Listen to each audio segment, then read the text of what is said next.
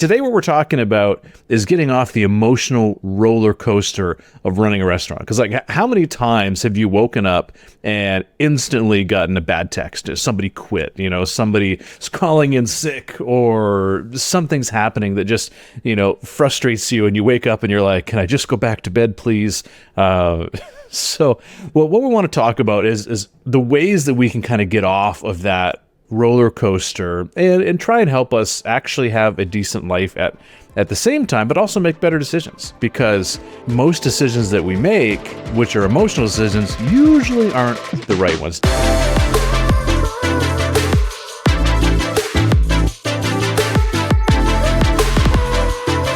Hey everybody, welcome to the Restaurant Growth Accelerator. My name is Andrew Scott. We're here to help you make more profit with your restaurant, open up more locations, and have more freedom and more free time with your family. So I've got Dave Doyle on here. Dave Doyle, he has been a restaurant owner for just about 20 years or so, and now he works with us at OwnerShift as our client success director. I have owned 4 restaurants for just about 20 years as well. Dave has had 2. Dave, have you ever made an emotional decision before? Never, not once, ever in my life.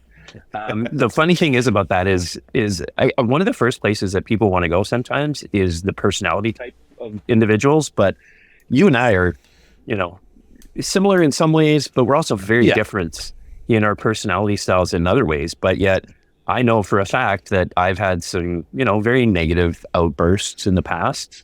And I definitely know that you have as well. And so that happens regardless of personality style. Yeah.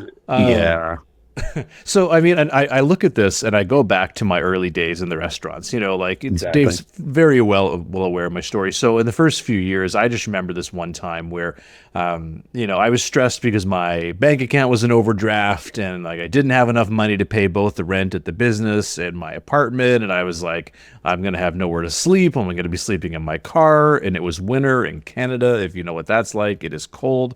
So basically I was freaking out. I didn't know what to do. And then of course I had this one employee who ended up just taking money out of the till and gave it to, a fraudster who said that they worked for the company next door and they needed gas money. And so she literally gave them like $300 out of the till. So and this money I didn't have, right? It was just so frustrating. And so I remember like literally just having this emotional outburst. I remember taking off my hat and literally stomping on it like a child.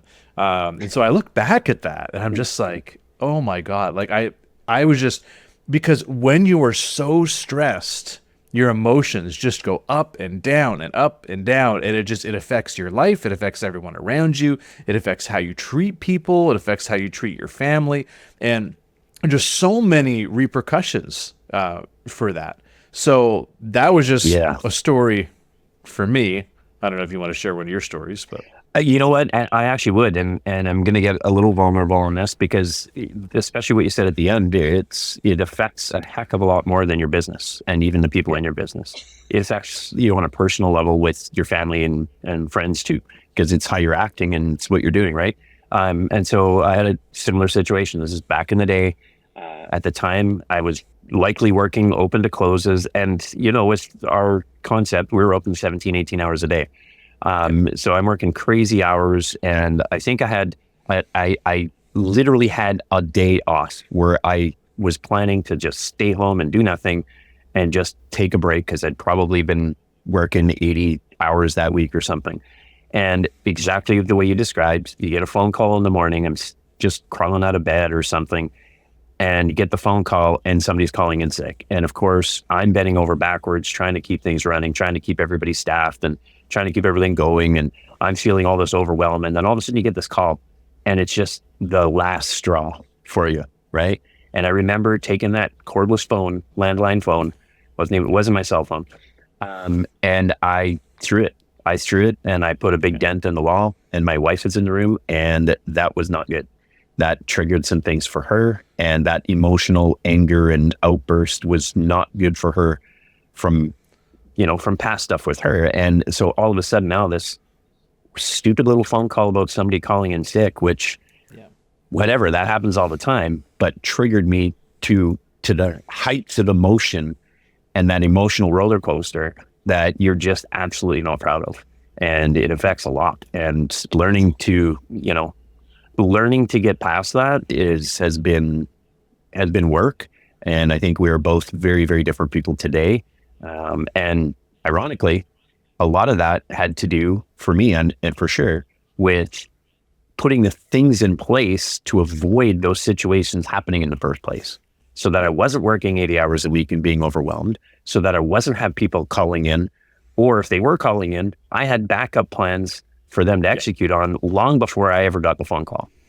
And so I look back towards the end of my time before I sold my restaurants, and it's like that never, ever, ever happened anymore. But in the early days, it happened all the time.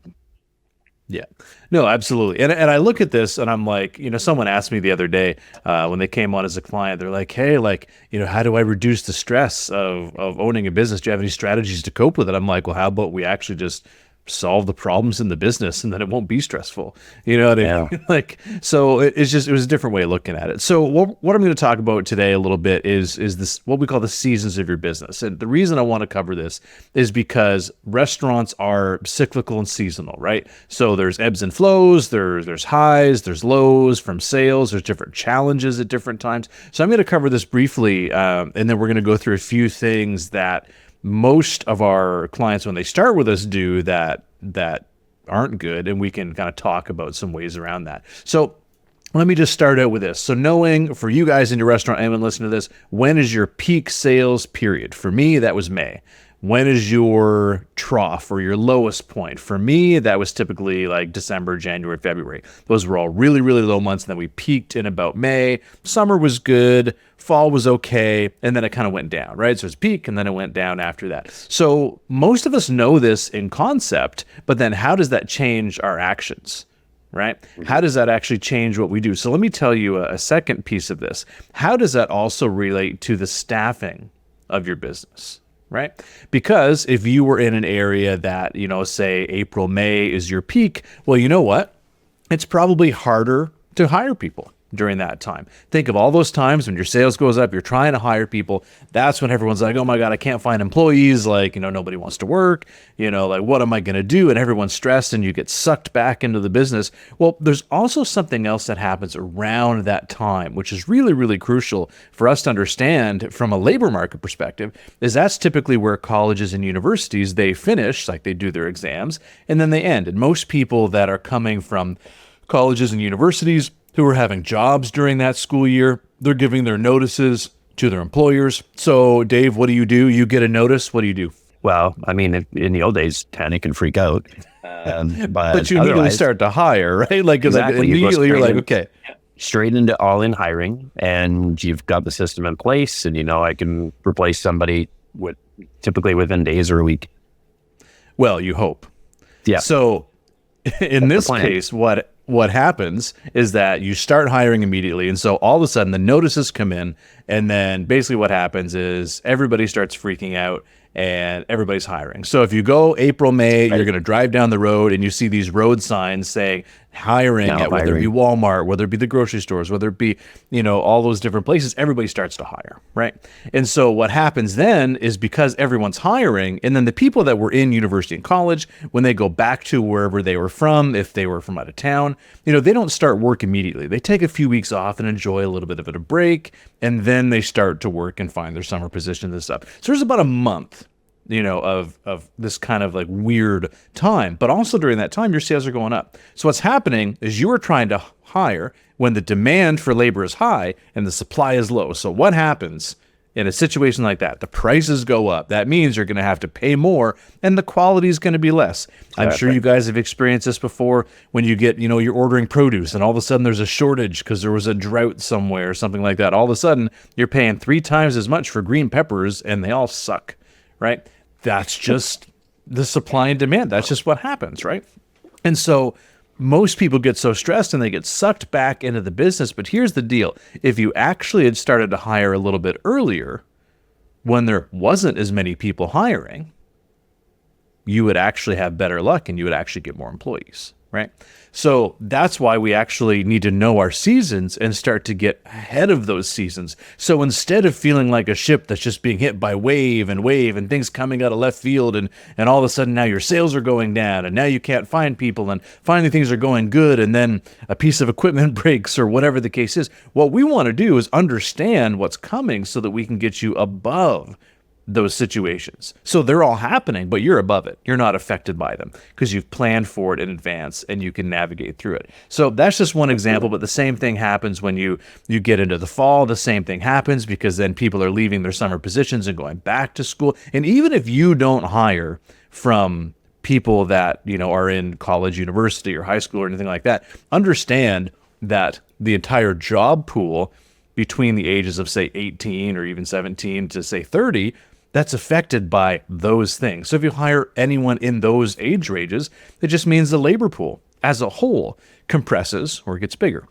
And so what you need to do is do the opposite of what everyone else is doing, right? Yeah. And that is how to be successful from a seasonal perspective. So now let's take another look. So you know that maybe, like for me, January, February, March are my slow seasons. So do you start to market in January, February, and March? Well, no, you actually have to plan in advance because here's what happens. Mark my words, we are recording this in December. What's going to happen is that mid-January, everyone's going to start freaking out and saying, oh my God, my sales are down. I need to do something. And they're going to be scrambling looking for things to do to market their business. And then they say, okay, maybe they're going to go do a mail out or do a social media campaign. Maybe they're going to do a new special, whatever the case is.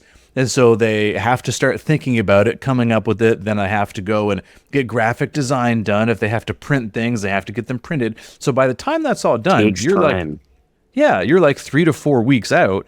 And by then it's February. And then by the time it actually gets out to people and actually makes an impact, all of a sudden we're in March for a problem that you wanted to solve in January, right? So the thing is, we need to get ahead of the seasons in order to not be in that emotional roller coaster. Because what's going to happen is you're going to freak out because your bank account balance is going to drop, right?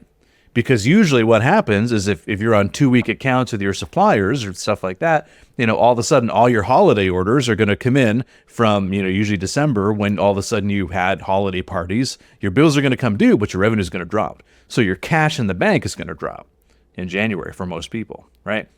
And you are going to feel the impact of that, right? It's going to get better 3 weeks later as revenue does tend to pick up a little bit, but there's going to be a 2-week period in January where everyone's going to freak out, right? And so we want to get ahead of it. So how do we do that? Hey, real quick. What if you could identify thousands in hidden profits, optimize your food and labor costs, and know exactly what moves to make next to grow your restaurant business, all in less time than it takes to drink your morning coffee? That's exactly why I created the Restaurant Weekly Financial Tracker. It's free and available on the link that's in the description. Grab your free copy now and focus in on your restaurant's profitability today. Number one, you need to understand your seasons, know when the peaks are, know when your valleys are, understand what's coming, and the biggest thing is to work on fixing the problem before it actually happens. So whether that's hiring, if you know that all of a sudden you're going through a place where you're going to need to hire more in April, you start hiring in February. Right? You start getting ahead of it because guess what? It takes you a couple weeks to hire people, takes another 2 to 3 weeks to train them. Pretty soon, if you're hiring in February, you're in March by the time that they're ready to go, right? And even if you were training someone in March when you had that deficit of people, like it's still going to cost you the same amount to train someone. So whether you do that in February or March, it doesn't really matter. It's still going to cost you the same. But most people are like, well, how can I hire early? I don't have the sales or hours for them. Well, guess what? Once they're trained, once you hire them, you will have the hours. Not a big problem. So you got to get ahead of it. There's a huge difference between hiring somebody at the beginning when your sales are starting to pick up and you're in that season and having to train in that season. That's way more complicated and difficult than training them when it is still a little bit slow, getting them trained up so that when the sales hit, they're already trained and running, and you're not trying to train them during that peak or during that busy season. Because how good your training is going to be when you're so busy just trying to stay afloat, right? When you're just running around because you're that busy. Yeah, you're like, okay, just follow me and do what I do, and you don't actually train them, and then they quit after 2 weeks. And the thing is, too, the people we hire during that time are generally not even the best people. That's where we see the most instances of people just hiring anyone with 2 feet and a heartbeat, as they say. Because we're hiring in a hurry, and we're hiring in a panic, and we're reacting instead of planning. And the funny thing is I mean, even just the industry as a whole, everybody talks about restaurants being a very reactionary industry and things pivoting and adapting and changing all the time. And that is facts for sure, but it doesn't have to be anywhere near that way that much if we're planning and preparing ahead. Because even somebody in their first year of business, because we see people all the time in their first year of business, we see people 20 years in business that are exactly in the same boat. But even with no previous data to look at, you still have a sense, or you can have a sense of what the seasonality of your business is going to be and still be preparing ahead of time. Now, obviously, there's a huge advantage. Once you have a whole year of business under your belt, you can look back and see the ebbs and flows. And so year 2 and year 3 is kind of where you really get the traction for preparing and planning. But you can do it in year 1 almost as good as you can in year 3 or year 10 or year 20. Yeah. No, I get that. And even if it's your first year, literally walk to the restaurant next door. What's your busiest month? Exactly. Like walk me through what happens. Another thing that most people don't do, they don't take notes on what happens each month. So it's almost like every year, it's like, what is it, Groundhog Day? Was that, what was the movie? Was it? Bill Murray. Yeah, Bueller, that, whatever that one is. Ferris Bueller's Day Off. Yeah. I think, what, am I thinking about the right movie? I think so. I don't know. You talked about Groundhog Day, and then you're talking about Ferris Bueller, so. I don't know. I just like saying Bueller. Anyway, moving on. Bueller. So, but the point is, I feel like, probably 2 totally different movies. Anyway, let's not go there. Don't read me out in the comments over that. I apologize. So what I was going to say is just go and say, to your neighbors, okay, what happens in each of your months, and then take your own notes. Like look at your sales and say, okay, this is what happened in week 1, week 2, week 3, week 4. Because all of a sudden, it's just better preparing you for the next year. Because it's like we go into the next year, it's like it's a completely new year, except it's not. Like we have the information, right? We know roughly what kind of trends we can see. We know that it gets colder in the wintertime. We know it gets hotter in the summertime. Like that's what happens. So how does that impact our business? So another thing too, and this really grinds my gears, is that people often will look at their sales trends month over month instead of year over year. I hate this because here's what happens is you can't expect May to be the same as January, right? And like who would expect, the week of Christmas to be similar to, a midsummer season? You won't, right? And so like the amount of people that come to me and say, oh my God, Andrew, my sales are down. I'm freaking out. We need to jump into marketing. We need to like triple our ad spend, and we need to do all these things. I'm like, okay, great. So like your sales are down. Your numbers? What were your numbers last year at the same time? And they say, well, no, my sales are down since last week or last month. And you're like, what? What does that have to do with anything?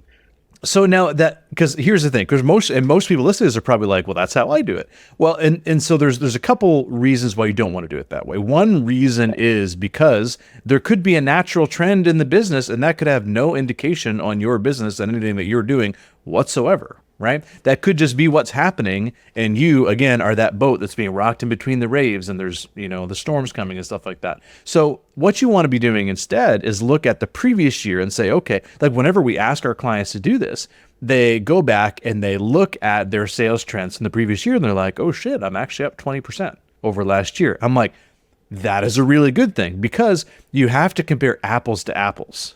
Right? You wouldn't bite into an apple and expect it to taste like an orange. No, you can say like, this is a really bad apple. Well, no, it's a freaking apple, right? It's not an orange. Like you need to look at the same sets of data if we're going to look at it. So that's why in November, you want to compare November. What was the first week like of November last year? What was the second week like? How do you compare with that? And then don't look at October, because October is a totally different animal. Sure, things might be trending down, so that might mean, okay, I need to adjust my staffing, but you should then be looking at what's coming up from the previous year. There's 2 data points that you want to use, especially when you're looking at your scheduling. You want to look at your trend from last year, and you want to look at your last 4-week trend, right? So with those 2 data points, we can say, okay, say October is one way and then November goes down. Okay, great. So we know roughly what our averages were for October for the last 4 weeks, but we know it's going to go down. So therefore, we can take our trend line and actually analyze, okay, if we are up 20% year over year in October, that means that in November, we have the data, okay, we keep on that trend line, it goes 20% up. We can actually look at what we're scheduling for there. So it's pretty easy to do. You just have to use last year's data and look at your current trends, and then that will give you a reasonable expectation of what will probably happen when you get to looking at your next schedule, right? So that's one thing that I absolutely hate when people do, and then when we actually show them the data, they feel totally different because it's emotional. I can't even count. I can't even count how many times where that exact scenario has happened, where somebody says, "Yeah, my shares have gone down." It's like, oh, okay, so what were they before? Well, they were this much. Okay, so and what period is that? Well, last week. I'm like, okay, why are you comparing last week's sales to this week's sales? This week, there's this holiday going on. This week, there's this going on. Yep. This week is like that. Last week has nothing to do with this week. Like, yes, they're going to be kind of similar, but even week to week, you can't look at last week versus this week. You have to look at that week last year in order to have comparable data that actually makes sense. And I know that I remember back in the day, my strength wasn't crunching and analyzing all of the data, but one thing that I was religious on for me was tracking my monthly sales and looking at them as a pattern throughout the entire year.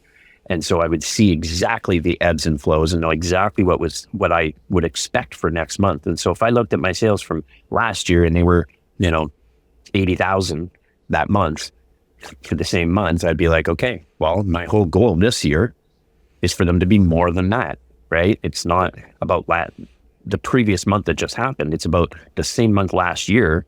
That's what I'm comparing to. And I want to increase in sales from last year's that same month. And also I want to decrease my labor or my food costs or whatever, but I'm looking at it from last year's same month.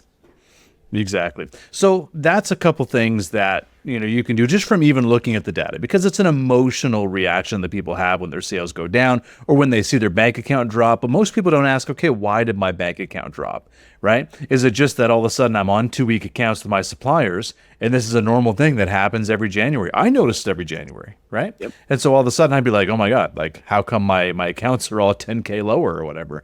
Like, okay, well, that's just January. And so understanding that will give you peace of mind so you're not as triggered by what's happening. Now, a couple other things that you guys can do if you're listening to this, if, whatever part of the business is, if it's profitability, if it is people, we need to focus your efforts on solving that problem. So if what's stressing you out the most is that people are, not working up to the level that you want them to, or maybe you can't find the right people, that's the problem that you need to solve in the business right now, right? Go with whatever that thing is. And so when it comes to people, in a lot of cases, most of the stressors that we find with people is because either you don't have enough people or the people you have aren't great. And so if you don't have enough people, well, you just need to hire more, right? And you need to have a little bit of a buffer. And so here's a little piece of advice that 100% staffed is not 100% staffed, because something will always happen. There's always going to be somebody calling in sick. There's going to be somebody that needs to take a vacation. So you need to be 110% staffed. And when I say 110% staffed, I don't mean 110% scheduled. That does not mean that you have to have every single person scheduled all the time. What that means is you need to have enough fluidity in your schedule that you could absorb the changes that happens. Here's another thing too. You have people, if everyone has the exact amount of hours they want, who's going to pick up a shift? You will, right? So you want to give people about 90% of what they want, so then they're able to pick up a shift here and there, right? They have that desire to do that, because if they're already working more than they want, why are they going to pick up more? They're not, right? So that's how you can sometimes protect your sanity a little bit. Now, if you have people that they're not doing what you want and not working up to the level that you want, that's where we go and look at your hiring system, or even how you're training people, or your accountability or your management structure. So those are different little things that you can do there. But just understand that the problems in your business are like a giant neon sign pointing to the area of your business that needs to get solved. It doesn't mean that the restaurant business is broken, because there's plenty of restaurants out there that are doing great, that make great money, that actually have work-life balances. We coach a number of them, hundreds of them, in fact. So there are tons of them out there. It is just not your business, right? So we need to solve the problems in the business to get you to where you want to go. So that could be one issue if it's financial. There's so many other things you can do if the finances are stressing you out. Number one is take a look at your profit and loss reports. Now, most of you are thinking, what profit and loss reports? What are you talking about? For most of my years in my restaurants, that was me. I didn't ever, very rarely did I look at them. I'd look at my year end, I'd get my report from my accountant, have a meeting with them. And you'd be like, you made money. And you'd be like, where did it go? Yeah, exactly that. And, and most years were good, but yeah, I look back and I think if I would have employed even half of the resources in that area, the finances and the metrics that I know now, I would have had a completely different business. I did okay, but I would have done great if I would have used a lot of the tools and resources that we have now. And it would have been a game changer. And it's so great that we have that now to show people. Yeah. And one thing I was told by Chris Found, and you'll know who that is, he told me the numbers don't lie. Right? Yeah. The numbers are black and white. He's actually the guy that made me start looking at my P&Ls. So just as an aside. Small world. So basically, the numbers don't lie, and your business is at the end of the day broken down on a sheet of a couple different reports. And that tells you how your business is doing in a snapshot in time. And if you don't know where the money goes, how can you expect to be a successful business? Let me ask you guys this, everybody's listening. If you are not where you want to be financially, let me ask you this. How many of the most successful restaurants that are the most profitable don't get regular profit and loss statements and don't look at their numbers at least weekly, if not daily? The answer is not very many of them. Right? Probably close to zero. Because they all know their numbers, because businesses are number driven. Now, if you don't have time to look at your numbers, then that's obviously a different problem we need to solve. But having said that, having access to your numbers and knowing where the money goes is extremely important, because if you don't know that, how can you be as profitable as you want to? You need to have proper food and labor cost targets. You need to have sales targets. You need to have your regular operations. You need to be looking at this because expenses are like fingernails. They need to be trimmed periodically, right? So we need to look at what's happening so that we can have a profitable business, because it is possible to have a successful restaurant and not have a successful business. A lot of restaurant owners don't understand the difference in between those two, because you can be crazy busy and still lose money. I've seen it happen. We had a client that was like $6 million in revenue. They lost $500,000 a year, right? So had to change that. So it's not just the revenue side, right? It's also the expense side. And so if you're struggling financially, let's go find out where the money is and let's find out how we can make that better. And if you don't have that, your accountant should be sending you reports, or bookkeeper, whatever, should be sending you profit and loss statements minimum every month. And you want to be tracking your internal numbers weekly, if not more than that. In my business, we tracked our labor. Not only did we do it daily, but all of the managers did report in midweek, and then they did their food and their labor at the end of the week. So we did a lot of that stuff just to stay on top of our numbers, but your final reporting needs to be done every month. So if you don't have that, do that. If you don't have an accountant or a bookkeeper doing that, what are you waiting for? Are you a business or a charity is a question I would ask. And I don't mean to offend anybody, but I see this way too much. I see so many restaurants coming in and they have great revenue. They're doing, $100,000 a month, $200,000 a month, and they're not making money. Then we ask where the finances are, like where the reports are, and they're like, oh, I don't have them. So how the hell are you supposed to make money if you don't know where the money goes, right? The irony in a lot of situations like that too is they're either doing their own books, and I'm using air quotes here, because they're not actually doing their books. But yeah, exactly, because they're not getting done, and they're doing the data entry into QuickBooks, but that's not doing your books. That's just plugging in some numbers, and almost always they're behind on doing that. So none of it's getting done. And what are we doing this for? To save maybe $300 to $400 a week or a month in a bookkeeping service. Like, come on, it's sometimes worse. even less than that. Yeah, like depending on the size of business, depending on how many locations, whatever, but even per business, like, just a simple rough average, let's say it's give or take $300 a month to have a bookkeeping service that actually keeps your books, that is on top of the data, as long as you're doing your part. And then you have monthly P&L statements ready by like the first week of the next month. So within like 7 to 10 days of the new month, you have an accurate P&L statement or report from the previous month. That data gives you a ton of information and can very, very, very well keep you on top of your numbers.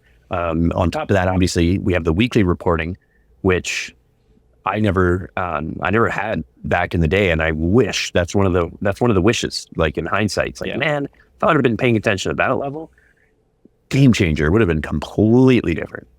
Yeah. Well, you know what's interesting too is that I used to not get my reporting on time, and what ended up happening is I remember seeing reports come in, you know, or like wouldn't look at them or whatever, and then 2 months later I go by and I'm like, okay, hold on a second. So this report's for 2 months ago, and I found out there's a food cost problem, right? Right. But I found out 2 months later, so that means 2 months had passed by and I couldn't make any changes. Yeah, you've been having that problem for 2 months. Think of all that money that was lost. Exactly. So that's why having timely reporting is really, really key for your own emotional sanity, because guess what? Once you notice there's a problem, you can then fix it. And once you fix it, stress goes away, right? Full circle back to the emotional roller coaster. And I actually love what you said earlier about the neon sign, right? So what's keeping you awake at night and what's stressing you and overwhelming you and what's freaking you out, like you said, in whatever part of the business that's in, that's likely to be one of the biggest holes in your bucket, one of the biggest problems in your business. And so that's definitely a place to start and look at. And the thing is, you brought up several areas of the business in this call, and that can feel overwhelming as well, because there's people that need help in all of those areas. But the key is to start somewhere. Start small, focus on one thing that is going to have the biggest impact. I mean, this is self-serving, but get help. Don't try to do it on your own. If you don't know something, go figure it out. Go find out. Yeah. I mean, I will say on our YouTube channel, we do have free resources. We do have trainings on how to do most of this stuff already. And so there are free tools that we give out as well. So grab those if that's going to help you. But at the end of the day, what I want to do is I want to make sure that we reduce the stress on restaurant owners. You can actually have a feeling like, I've had so many clients come to me and say, Andrew, like before it was like, you know, I was home, but I wasn't really home because I was getting texts from work. I was getting calls. I was stressed out. I wasn't sleeping. And then all of a sudden things turn around. We actually had a guy just let us know that he was having suicidal thoughts and now isn't, because we actually got into business to a place where he's actually in a much better place mentally. Like his mental health is significantly better because of the work that we've done. So you don't have to be stressed out, but I can just tell you that I was for years. It took me 10 years to understand the seasons of my business. But once I did, that's when everything changed. That's when I was able to move forward. That's when I was able to get ahead of my business. Yeah. And so I didn't have to see the regular emotional roller coaster. I was on top of it all. And that is where I want you guys to be as restaurant owners. And that's where most restaurant owners aren't right now. So hopefully this gives you some context. Hopefully this helps you understand that your business is a sum of its seasons, that there are pieces of your business, not that your business sucks and is terrible, but there are parts of your business that need to be changed. And here's the biggest thing that I want to make sure everyone understands is that a lot of people think that everything that most people who are struggling are going through is normal for the restaurant industry. And let me tell you, it does not have to be normal. That is the normal because most people don't know how to do it any differently. So that is why it's normal. Because a lot of times restaurants are people's first business, right? They don't know all of the things that they will eventually learn. But the thing is, I don't want you guys to have to learn all those lessons for yourself when, let's face it, myself, Dave, and a bunch of other people that we'll have on this podcast have already learned the lessons. So literally just tune in. We will teach you some of the lessons as we went along, and hopefully you'll be a better business for it. You'll have more profit, able to get to more locations and have more free time with your family. So guys, thank you for listening today. Dave, thank you for joining us. And thanks for having me. See you guys soon. All right, everybody. Bye.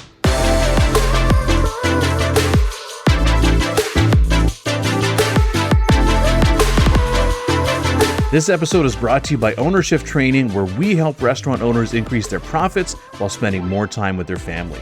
And if you want to know exactly what it would take to grow your profit margin to 15% and beyond while spending more time with your family, my team has a few spots open this week for a free 15-minute restaurant assessment call. Just click the book a call link in the description and we'll show you the exact frameworks we're using to help our clients do this in as little as 6 to 8 weeks. Thanks for listening, and we'll see you on the next episode.